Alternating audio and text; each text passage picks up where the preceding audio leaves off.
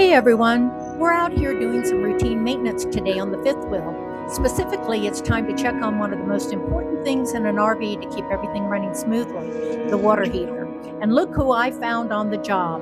Say hello to Carl. He's diving right into replacing our hot water heater anode. Good afternoon. We're going to look at replacing the anode on your RV hot water heater this afternoon. If you have a Suburban water heater, which most RVs have, it has a metal tank.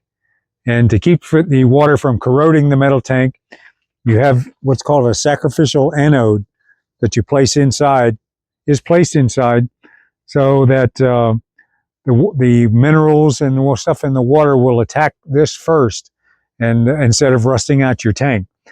So depending on the hardness of the water, you should probably check your anode at least every year, but because we use ours full time, I set it out on my calendar to check it every 3 months. When you buy anodes, or you can buy them on Amazon, you can buy them at an RV store. They'll come in a package of 2. So since this is my last one, as soon as I put this in, I'm going to order another set so I have them on hand when the next reminder comes up. Okay, so that's why I need the anode. Also need a wrench with I have a 1 1/16 socket on the end of it, and I also have a long handle on it so I can get some leverage to unscrew it, because sometimes they're screwed in pretty tight. I also have this little gadget that I found. When I open it up, I like to put a hose in, and I can use this to clean out other deposits and stuff from the tank. Okay, so first thing, never work on your water heater when it's on and the water is hot. It's going to be dangerous. So a couple of hours ago, I turned off the water heater circuit to let the water cool down a little bit, and so then we can get started. Now, so I have my water heater access right here, and just turn to open it up. Take this off and put it aside. And I can see 2 things. One is, here's my relief valve to relieve the pressure off of the off the water heater. And then down here, this is where the old anode is. We have to get our wrench in there to take that out and put our new one in.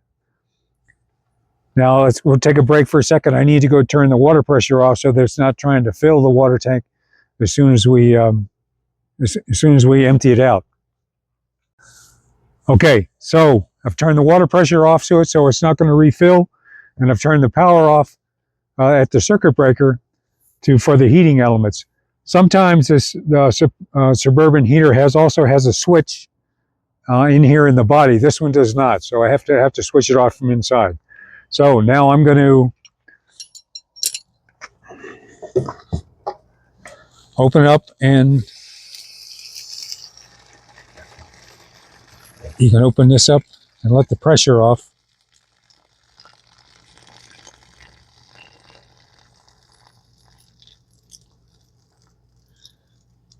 So that lets the pressure off, but there's still water in the tank. So when I take this off at the lowest point, you have to take it off very carefully, because water is going to come pouring out. So here we go.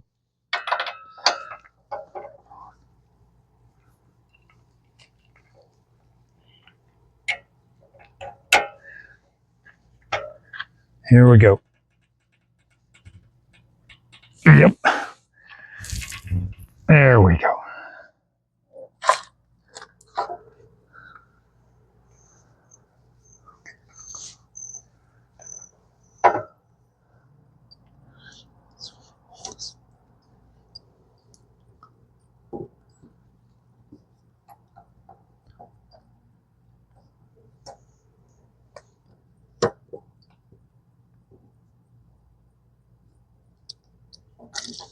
Here it comes.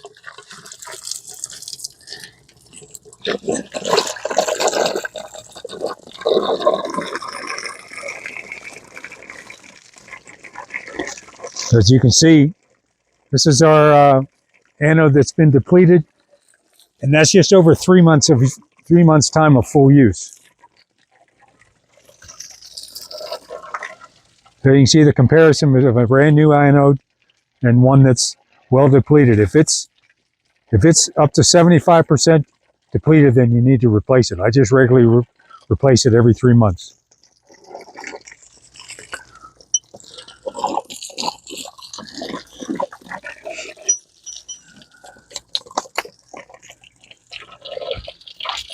And now I'm going to grab my tool and put it on the end of my garden hose.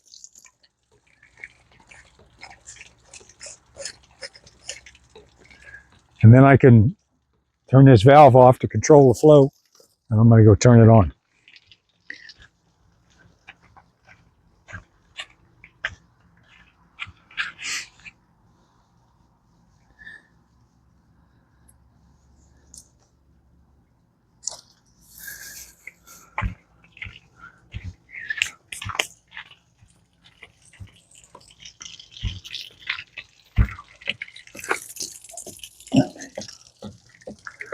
Okay, now I've got pressure to it, so it's going to make a stream like that. Did I get you? Did I get you? Okay. And okay. All right, now I'm going to insert my hose with the water under pressure, and I'm going to turn it on slowly.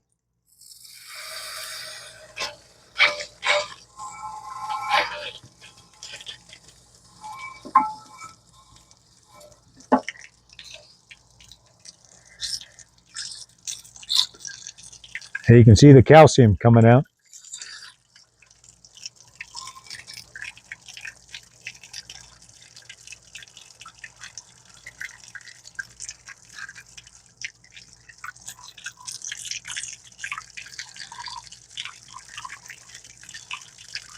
It's all going to collect down to the bottom of the tank here.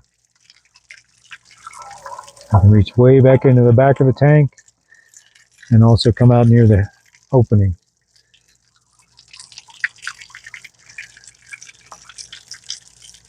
Okay, now I can check in there with my finger, and yeah, it feels like most of the calcium has come out now.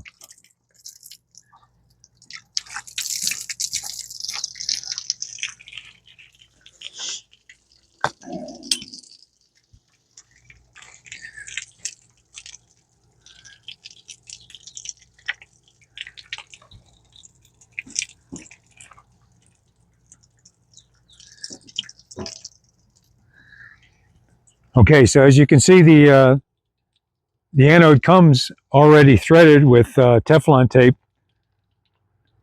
around the threads. So then all I have to do is place it in here and start to thread it.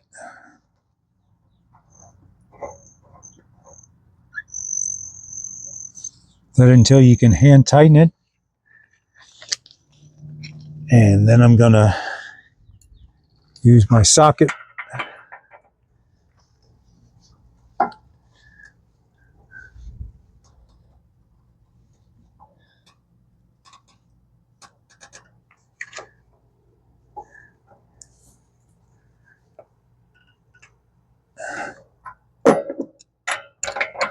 Oops.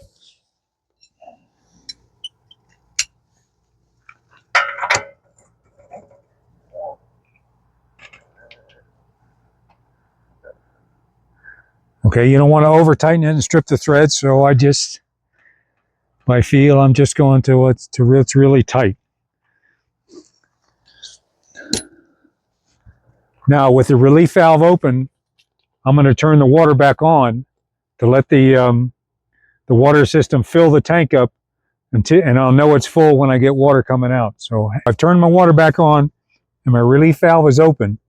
And now if you listen close, you can hear and feel a little air coming out here because the tank is filling up and it's pushing the air out here. So it'll fill the tank completely. I can feel the hot air. So the tank is filling. Just don't know how long it's going to take.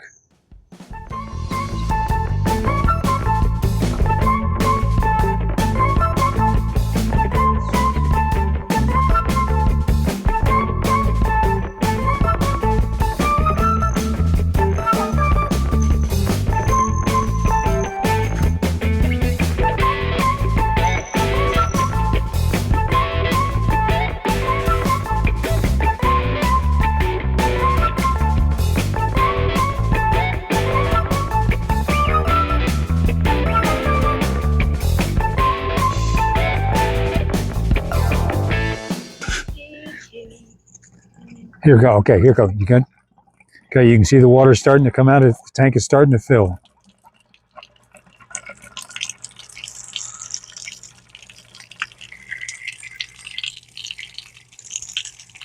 Okay, so now I turn my relief valve off. And wish I brought a rag. Okay, wipe it down.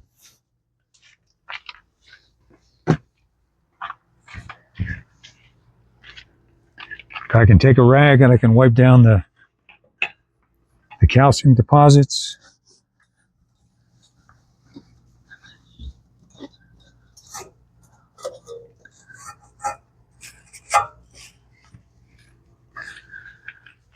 And then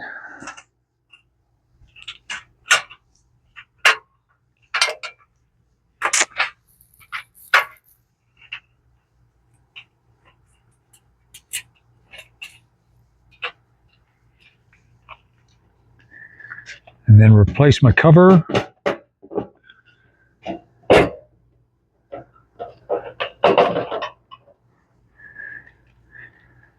And then we turn the power back onto it and we're done.